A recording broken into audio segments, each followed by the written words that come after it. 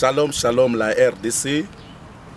Comme je viens de dire tout à l'heure, c'est une journée que nous sommes en train de prédire des choses qui arriveront à la suite des temps.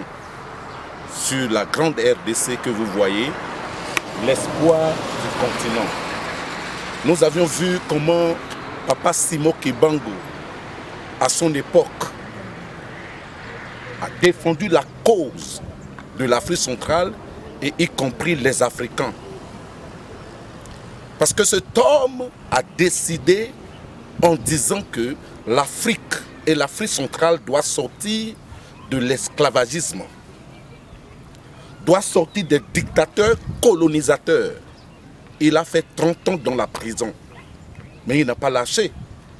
Il a dit, jusqu'à je vois la fin des colonisateurs. Et aujourd'hui, sa parole a donné la liberté, n'est-ce pas, à tous les Africains. Les Africains ont obtenu l'indépendance après sa parole.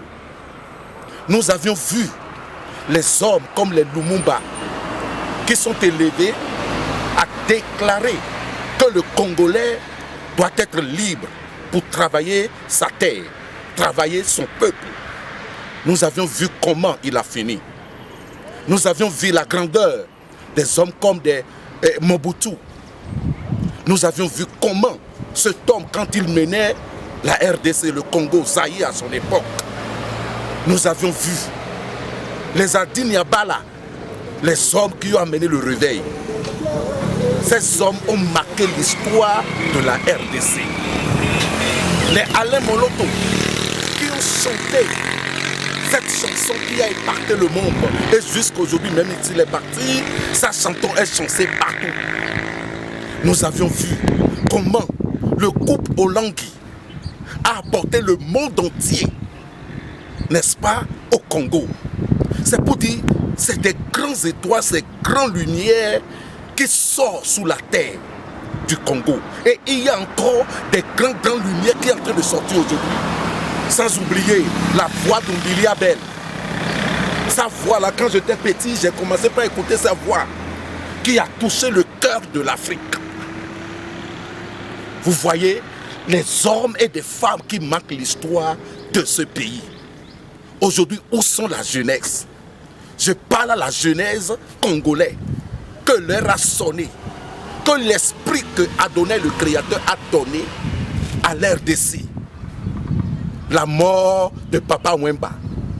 Voyez combien des hommes qui sont venus célébrer. Pourquoi? Ces hommes ont utilisé la simplicité de la langue lingala seulement pour amener le monde entier en RDC.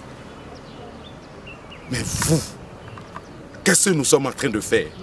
Ma parole aujourd'hui, c'est que la RDC devient un poumon. Le poumon qui va réunir le continent.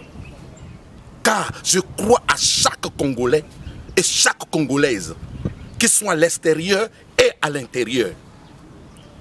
Je veux que après cette émission ou après ces 60 ans, que chaque Congolais, quand il rentre à l'école jusqu'à l'université, il faut qu'il sache qu'il va à l'école pour le développement de son pays.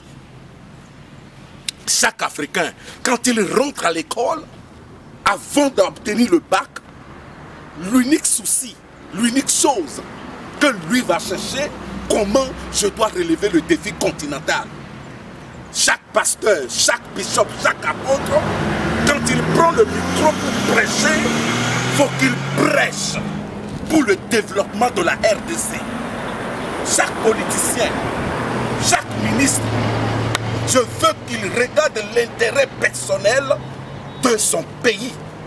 Comment nous devons amener la route depuis Lubumbashi à Kinshasa.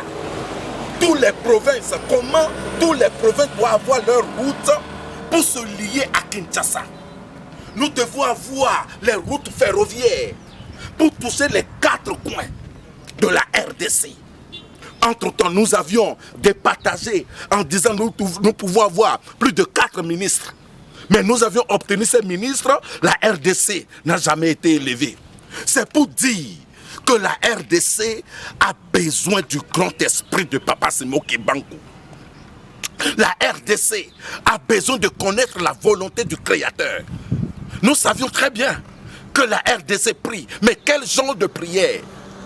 Vous savez, depuis que j'ai commencé par écouter la langue lingala chez moi, en écoutant, en chantant, même en dansant, je crois bien qu'il y a un mystère dans la langue lingala. Que la langue lingala doit avoir ses écoles partout en Afrique. Après l'école primaire, nous devons avoir les écoles de la langue lingala. Avoir des professeurs qui doivent faire sortir le dictionnaire en lingala. Parce qu'aujourd'hui, le monde ne peut pas nier que la langue lingala est connue parmi les 3 langues africaines. Et qui a fait ça? C'est vous les grandes étoiles. Et je crois que le Congo a encore des grandes étoiles, des plus grandes étoiles qui vont épater le monde d'aujourd'hui. Donc je viens vous annoncer que cette année, 60 ans que nous célébrons, je demande aux Congolais de dire, nous pouvons arriver. Nous ne pouvons pas mourir comme ça. Si les autres sont passés, moi je ne passerai pas comme ça. Je vais faire quelque chose pour amener le monde entier de voir ma grandeur et la lumière que j'ai amenée sur ce continent. Surtout en Afrique centrale. Donc voilà le message que je vous ai amené. Bonne fête à tous. Que chaque Congolais se réveille dans tout ce qu'il entreprend, que la bénédiction d'Adonai Yehoshua soit sur vous et que la paix règne dans le gouvernement, y compris le petit peuple. Amen. Amen.